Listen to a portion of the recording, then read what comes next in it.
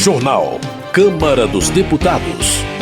Executivo sanciona orçamento de 2023 com vetos na programação de despesas. Grupo de trabalho sugere medidas para a reindustrialização do Brasil. Projeto que corrige valores de bolsas de estudo a cada 2 anos avança na Câmara. Boa noite. Comissão Permanente da Câmara aprovou uma proposta que corrige os valores de bolsas de estudo para a área de pesquisa e pós-graduação a cada 2 anos. O repórter Luiz Cláudio Canuto traz mais informações sobre o projeto em tramitação na Casa. A Comissão de Ciência e Tecnologia aprovou projeto que prevê prazo para a correção dos valores das bolsas de estudo e auxílios à pesquisa e à pós-graduação. A intenção da proposta é estimular a qualificação de recursos humanos para dar aulas no ensino superior, na pesquisa e também no atendimento da demanda dos setores público e privado. Isso por meio de concessão de bolsas de estudo, auxílios e outros mecanismos com valores corrigidos pela inflação, no máximo a cada 2 anos. Segundo o relator na Comissão de Ciência e Tecnologia, Comunicação e Informática, deputado Merlong Solano, do PT do Piauí, desde 2013, as bolsas de pesquisas de fundações federais não são reajustadas e o número de bolsas caiu 17,5% na gestão passada. Estes recursos estão congelados desde 2013. Portanto, não há nenhum mecanismo legal que imponha ao governo federal a obrigação de atualizar periodicamente o valor dessas bolsas, o que repercute negativamente, desincentivando o auxílio à pesquisa, ao estudo e à pós-graduação. Então é o começo de uma retomada da política de valorização da pesquisa e pós-graduação no Brasil. De acordo com o relator, o projeto resolve parte do problema, que é impedir o congelamento das bolsas por muito tempo, já que haveria a obrigação de reajuste a cada 2 anos. Mas o tamanho da correção ainda precisa ser definido em política de governo para chegar a valores adequados. Não basta a atualização periódica, há necessidade de reajuste maior, segundo ele. O parlamentar ressalta que a Câmara entende a importância do estímulo à pesquisa científica para a inovação e para o estabelecimento das bases de um crescimento sólido do país. Esta compreensão e esta boa vontade para com a ciência e tecnologia decorre do fato de que os deputados e deputadas entendem que não há como um Brasil tão grande e complexo se desenvolver verdadeiramente sem progredir muito fortemente na área da ciência e da tecnologia, porque a gente não pode se contentar em ser exportador de commodities, exportador de matéria-prima. O Brasil tem condições de ser um player internacional na área de produção de bens, de capital, de bens com alto teor de tecnologia. A proposta que prevê reajuste a cada 2 anos dos valores das bolsas de estudo e auxílios à pesquisa e à pós-graduação aguarda indicação de relator na Comissão de Educação e ainda precisa passar pelas comissões de Finanças e Tributação e de Constituição e Justiça. Da Rádio Câmara de Brasília, Luiz Cláudio Canuto. Educação. Ângela Amin, do PP, destinou emendas parlamentares para financiar projeto da Universidade Federal de Santa Catarina de realidade aumentada. A parlamentar explica que a iniciativa expande o uso de novas tecnologias nos ensinos fundamental e médio em escolas públicas. De acordo com Ângela Amin, o projeto já oferece ferramentas tecnológicas de realidade aumentada para cerca de 6 mil alunos em disciplinas como física, química, astronomia, educação ambiental e biologia celular. A deputada exemplifica como funciona o novo método de ensino. A criança recebe conteúdo através de baralhos com todas as figuras do corpo humano, com um conceito inicial do que é esse corpo humano e através do link que está instalado no ambiente escolar ou no seu ambiente, aquela criança que tem o seu telefone ou tablet, ele pode ver toda essa figura do corpo humano em 3D, quer dizer, ele vai explorando e isso ele pode complementar em casa. Porque tem o link, ele pode acessar esse link e ele realmente estudar e explorar melhor o corpo humano. É um avanço, sem dúvida alguma, é a primeira experiência da educação básica pública do Brasil. Saúde. Geovânia de Sá, do PSDB de Santa Catarina, defende a aprovação do projeto de sua autoria que institui o Programa Nacional de Apoio à Atenção Cirúrgica no Sistema Único de Saúde, o PRONAC-SUS. Ela ressalta que o texto prevê incentivo fiscal para quem patrocinar cirurgias no SUS. A deputada afirma que a defesa do SUS sempre foi uma de suas bandeiras em sua trajetória política. Ela ressalta que pessoas físicas e jurídicas poderão deduzir do imposto de renda o valor doado no limite de até 1% do imposto devido. Para Geovânia de Sá, a aprovação da proposta vai reduzir o tempo de espera para a realização de cirurgias nos hospitais públicos. A gente conseguiu protocolar esse projeto na casa, onde o cidadão ou empresa, tanto CPF quanto CNPJ, possa também, aquele que tiver interesse em contribuir com seus recursos para minimizar essa fila, sendo que o cidadão ou a empresa terá um abatimento no imposto de renda, como, por exemplo, hoje os investimentos em educação e outros tipos de investimento que têm um abatimento. Aquele cidadão que quer contribuir para minimizar essas filas através desse programa será uma grande oportunidade, porque muitas vezes só o poder público sozinho ele não consegue dar conta. Previdência. Rodrigo Coelho, do Podemos de Santa Catarina, faz um balanço positivo do mandato nos últimos 4 anos. Ele cita a adoção das medidas de enfrentamento à pandemia de Covid-19, o marco legal do saneamento e das startups, além do incentivo às privatizações que, segundo ele, ajudou a reduzir o tamanho do Estado brasileiro e seus gastos. O congressista também celebra a aprovação da reforma da Previdência. De acordo com o parlamentar, a medida foi fundamental para equilibrar as contas públicas e dar segurança aos investidores nacionais e estrangeiros. Iniciamos já com a votação da reforma da Previdência. Eu, como advogado na área previdenciária, pude participar ativamente da discussão da comissão especial, tendo aprovado 5 emendas ao texto. É importante para dar um sinal ao mercado, ao mundo, que o Brasil tem condições e vai pagar as suas contas e garantir o benefício para os milhões de aposentados e pensionistas que o Brasil recebe, que estava sendo necessária. Uma reforma da Previdência que hoje tem menos pessoas trabalhando do que tinha antigamente, mais pessoas recebendo o benefício. Para a nova legislatura que toma posse em 1º de fevereiro, Rodrigo Coelho defende a aprovação das reformas administrativa e tributária que ele considera fundamentais para ajudar o Brasil a retomar o caminho do crescimento econômico. Uma proposta aprovada na Comissão de Trabalho da Câmara diminui o período de carência para a concessão de 4 benefícios previdenciários.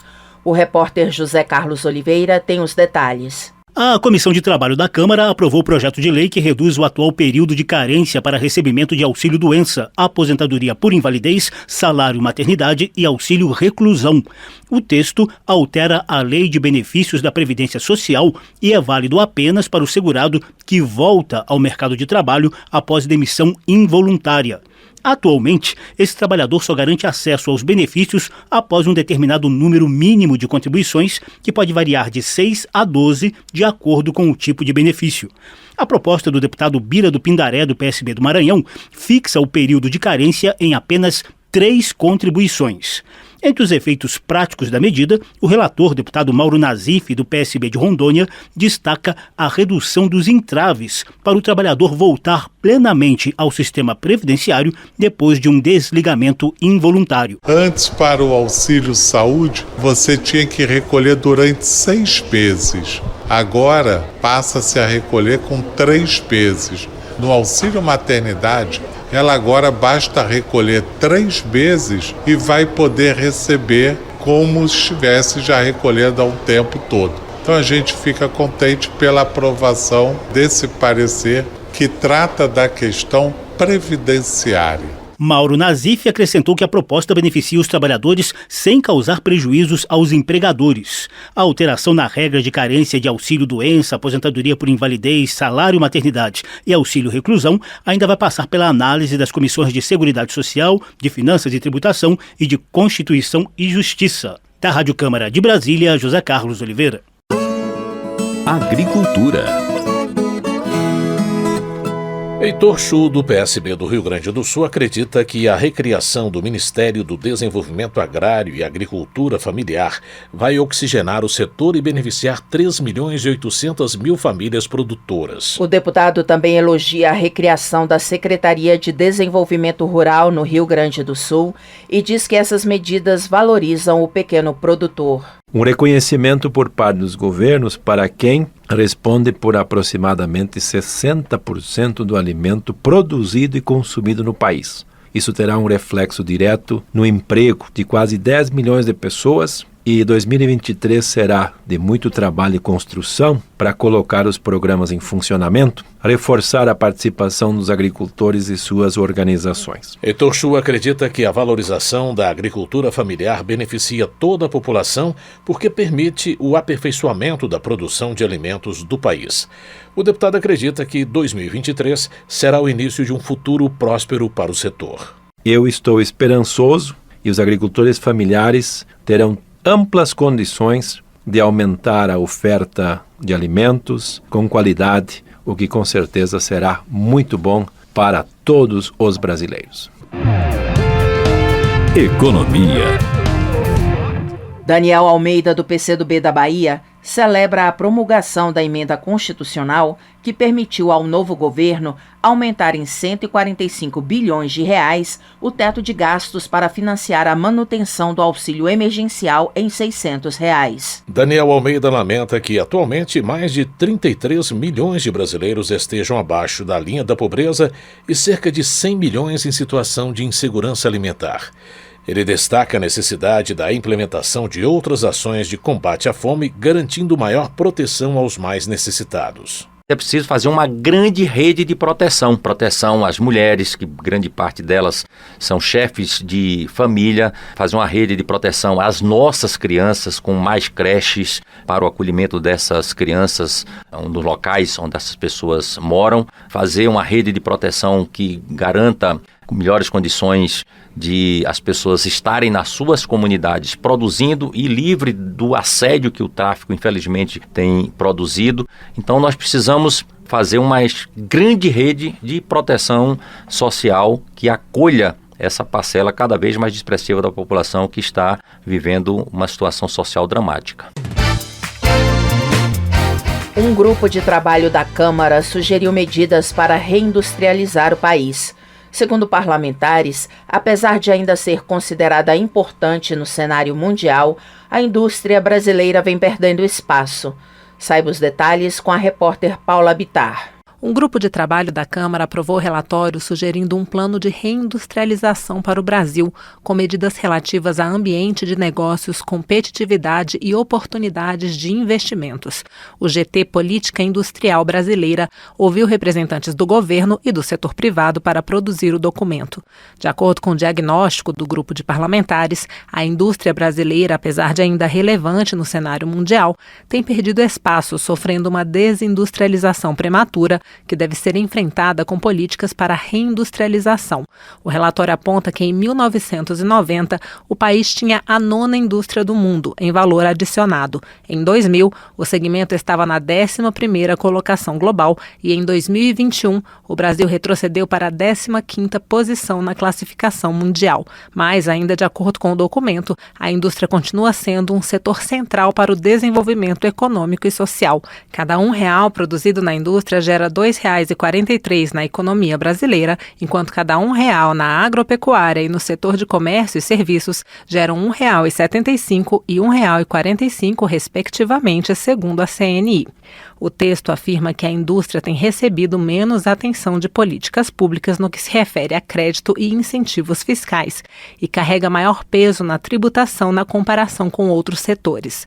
Em 2021, a indústria deteve 12,1% das renúncias fiscais e a agricultura 18,1%, enquanto os subsídios creditícios e financeiros compreenderam R$1,8 bilhão para a indústria e R$10,5 bilhões para a agropecuária.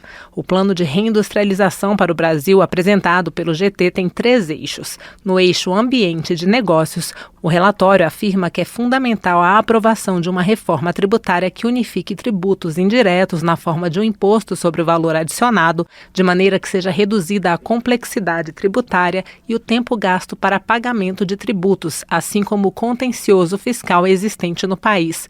O grupo também sugere a ampliação da desoneração da folha de pagamentos e e a oferta de crédito compatível com a realidade internacional. De acordo com o relatório, o contexto do crédito requer o fortalecimento do Banco Nacional de Desenvolvimento Econômico e Social. Segundo o coordenador do GT, deputado Sidney Leite, do PSD do Amazonas, é necessário oferecer linhas de crédito com custo baixo. Nós precisamos voltar, primeiro, o BNDES e os bancos que administram os fundos constitucionais a ter linhas de crédito desburocratizadas, mas também com custo baixo. Hoje, a indústria brasileira, 80% ela se financia, porque o custo e a burocracia é inacessível e proibitivo para alavancar a indústria. E eu não estou falando da pequena, eu estou falando da grande indústria brasileira. No eixo competitividade, é sugerido, entre outros pontos, investimento em pesquisa, desenvolvimento e inovação no setor privado. Sobre esse tema, o grupo apoia a aprovação de proposta que moderniza a Lei do Bem, que concede incentivos fiscais às pessoas jurídicas que realizarem pesquisa e desenvolvimento de inovação tecnológica. No eixo oportunidades, uma das sugestões é estabelecer um Plano Nacional de Semicondutores, com prioridade de financiamento, capacitação e estímulos ao desenvolvimento do setor. O documento também afirma que a base natural e tecnológica brasileira também deve ser direcionada ao aproveitamento das oportunidades em energias renováveis, em particular no hidrogênio verde. Ao mesmo tempo, a expansão do mercado de crédito de carbono pode trazer recursos para o desenvolvimento produtivo, a exemplo do financiamento das reservas de floresta. No campo da regulação, segundo o GT, devem ser incentivadas as parcerias público-privadas. Da Rádio Câmara, de Brasília, Paula Bittar. O Poder Executivo sancionou o orçamento de 2023 com vetos na programação de despesas. Saiba mais sobre o assunto na reportagem de Silvia Munhato. O governo federal sancionou o orçamento de 2023 de 5,3 trilhões de reais, com alguns vetos técnicos e outros contrários à destinação de 4,3 bilhões em despesas, principalmente do Fundo Nacional de Desenvolvimento Científico e Tecnológico, o FNDCT. Esse total ficará livre no orçamento, mas ainda poderá ser direcionado para as dotações dadas pelos parlamentares em alguns casos. No caso do FNDCT, o próprio Ministério da Ciência e Tecnologia informou que o obstáculo é o descumprimento da proporção entre operações reembolsáveis e as que não são, fixada na medida provisória 1136, e que ainda pode ser revista. A falta de base legal também é a justificativa para o veto a reestruturações de carreiras da Agência Nacional de Mineração, mas o Executivo também vetou despesas de 15 milhões de reais do INCRA para a compra de máquinas agrícolas no Rio Grande do Norte, por considerar que o órgão, voltado para a regularização